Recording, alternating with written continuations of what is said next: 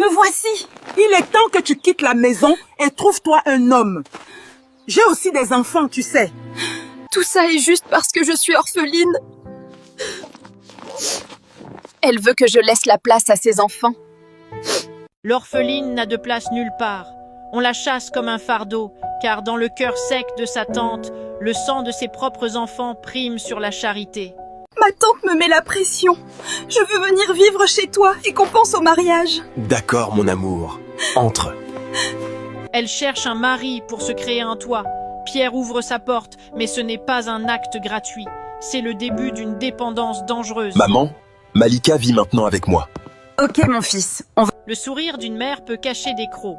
Elle accepte l'intruse par pur calcul, attendant patiemment l'heure de frapper pour sauver son fils.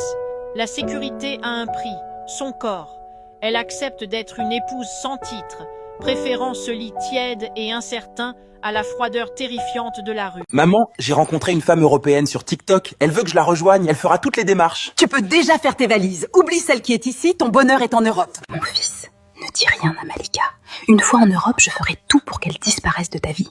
Moi, je veux ton bonheur, alors obéis à ce que je te dis.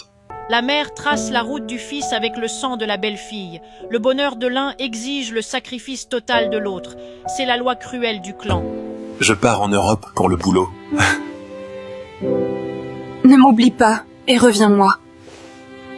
Il part avec un mensonge sur les lèvres. Ce baiser d'adieu est froid comme la trahison. Il emporte son avenir dans sa valise et lui laisse le passé. Ça fait 1 mois qu'il est parti. Je suis tout le temps fatiguée. Madame, vous êtes enceinte de 2 mois déjà.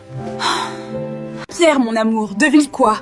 Je suis enceinte. Ce n'est pas de moi, Malika. N'appelle plus jamais. Mais je rêve. Il m'abandonne comme ça, quoi. La distance rend lâche. À travers un écran, renier son sang devient facile. Il efface sa paternité d'une phrase, laissant la mère seule face au vide. Madame, votre fils m'a laissé alors qu'il savait très bien ce que je porte de lui. C'est faux! Cet enfant n'est pas de mon fils. Tu mens! Sors d'ici!